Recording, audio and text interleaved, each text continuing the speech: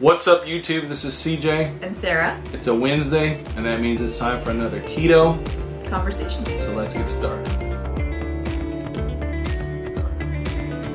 Alright, so, I'm a firm believer in self-evaluation and kind of always looking at what you're doing and reevaluating how you're doing. And it's important, I think, for people to, reevaluate the things that you're doing and figure out if you need to make adjustments. And so, we had conversations several weeks ago about you and losing weight, and do you want to continue to lose weight, although you're not really trying now. Because CJ thinks I'm too skinny now.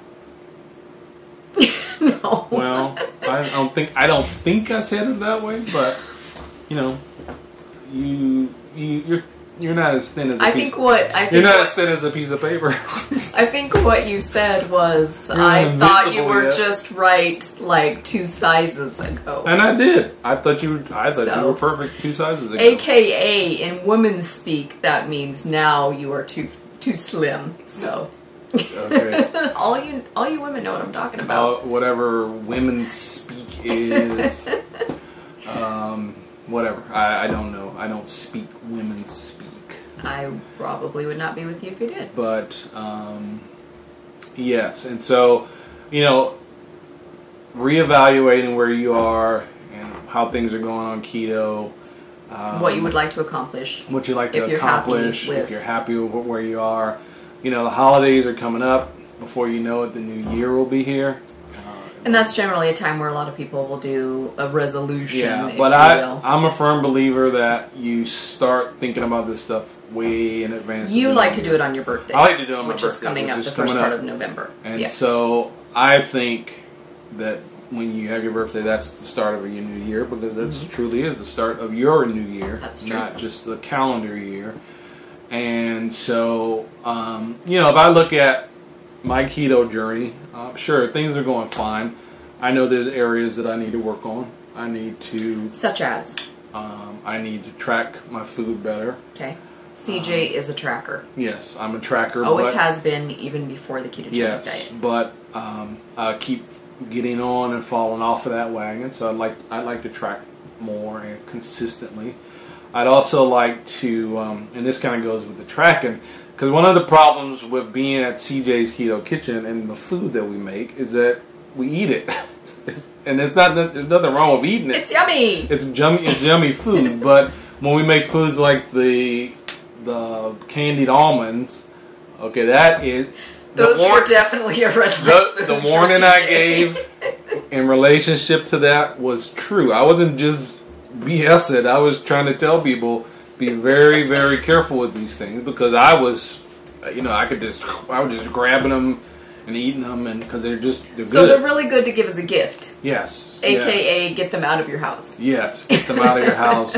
But again, that's something that I know that I need to kind of tighten up on. Is sure, you can eat those almonds, you can eat nuts, but nuts, no matter whether they're candied or not, they can be a well, and it seems like on every list that you look at, any stalling lists, like if you were just to Google stalling on the ketogenic diet or low carb diet, even a diet in general, the first thing they say, I swear, is nuts. Yeah. It's like the first thing that's got to go if you're feeling because like you'll be surprised how small of a serving nuts are, and they do have carbs in them. Yes, and so that can add to your carb creep even without you realizing it. Yes. So, and like you said, they're kind of a mindless food. They're kind of like potato chips, where you just you grab a handful and you're not paying attention. The crunches and I don't know. I think and there's the salt. I think there's something about the salt and the crunch, and so that's something that the other day, as I was reaching into getting some more nuts out and eating them,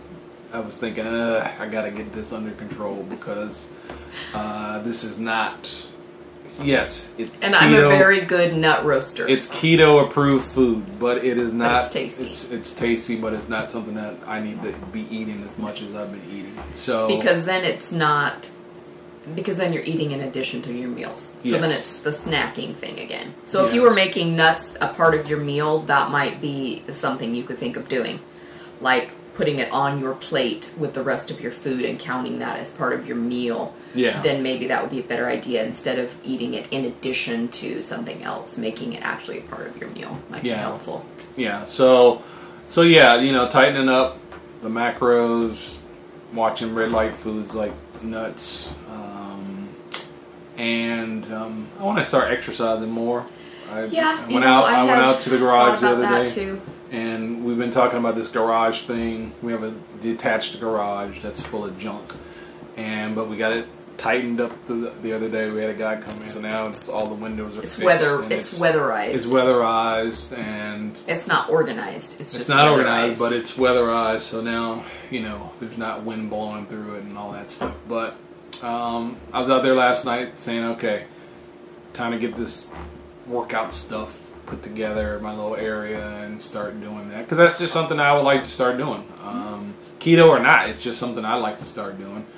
And whether or not you can exercise or can't exercise or feel like you should exercise, that's neither here nor there. That's just me talking about some things. Exercise has benefits beyond weight loss. Yeah. I mean, we know that the calories in, calories out thing is just a myth. But exercise has benefits as far as your metabolism, still, your bone density, your mood, especially now that we're coming into winter. You know, because you have the release of endorphins. Yeah. It just, you know, it's good for general overall well-being. And we're not talking like you need to do like, you know, flash dance type exercise, you know, where you're going, great, I'm a maniac. You know, you don't have to get... Wow, you pulled that way out. You pulled that back. I'm excessively old. No, you saw that on the History Channel. Yeah, right. So, you're not that old. Yeah. I won't talk about the leg work. I saw Flashdance in the theaters. Oh my, okay. So that's old right there. Anyway, you don't have to be like, you know, super aerobic or, you know, just pools of sweat or anything. Just getting some activity. If you don't want to do cardio, you can still just do weights. Yeah, I want to start lifting weights. Just doing something, and moving your body. Either using weights or body weight exercises, you know, squats and push-ups. Because especially, you know, as you get older, you want to do weight-bearing exercises because you don't want to lose functionality. I know one of the things that, and you do this a lot, the intermittent fasting, you fast way more than I do. We used to do that a lot together, and I have like just fallen off the fasting wagon completely. I like to start doing that just because... well, number one, I just want to learn how to do it and be comfortable with it. And it's a muscle, just like exercising. The more you do it, the better your body responds. Right, and you know, you've done what? Have you done a week fast before? One whole week? No, I have not. I think the most that I have ever done is 4 days. Yeah. Well, I think the most I did was 3.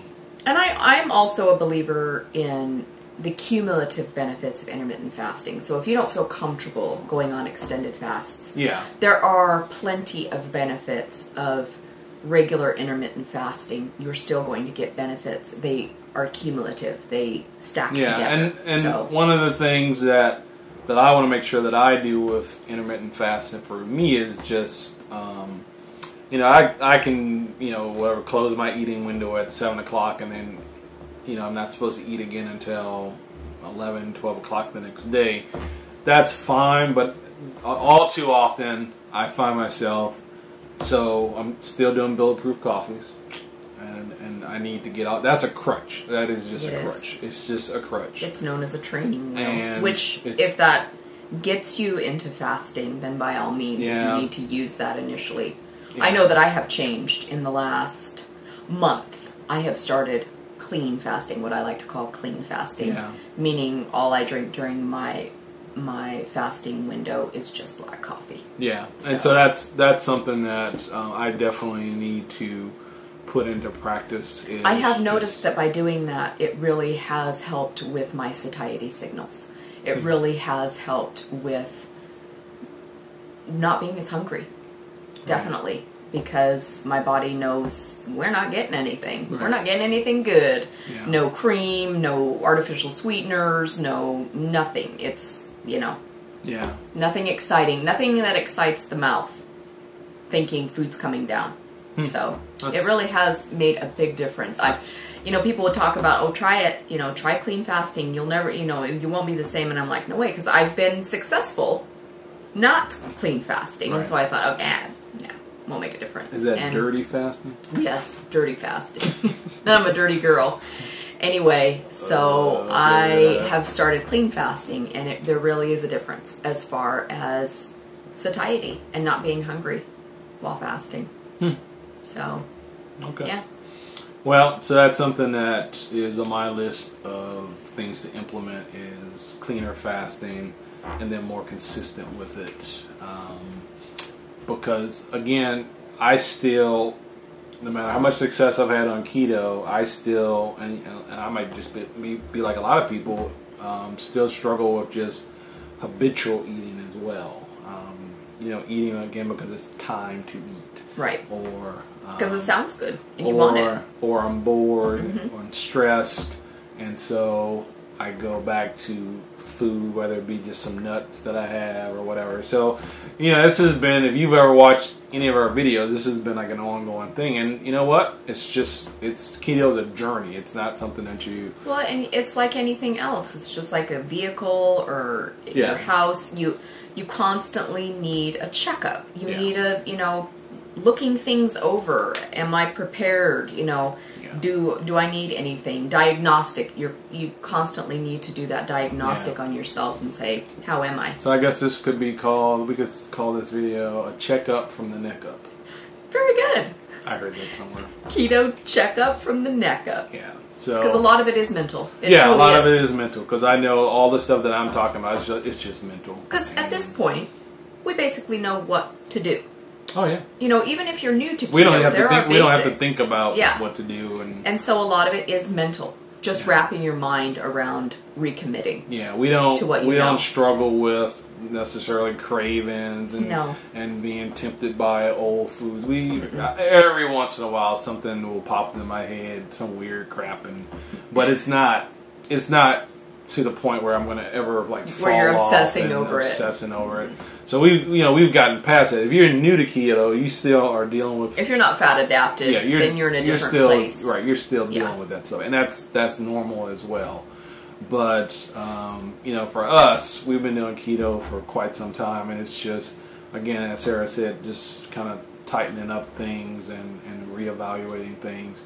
And as I approach my new year coming up, then that's probably why these things are on my mind, because it's a habit of mine that I have.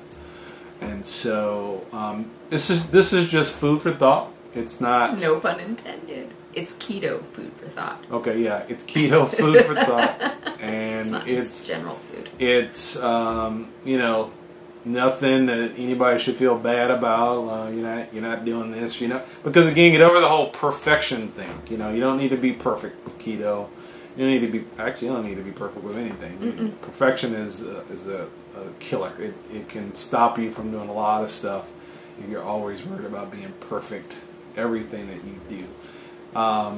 So anyway, this again was just something really kind of off the cuff. We didn't really plan this video that much. It's truly a conversation. But it's a conversation, and hopefully if there's things that you have on your mind that you've been thinking about, or things you want to change in your keto journey, hit us up with the comments below.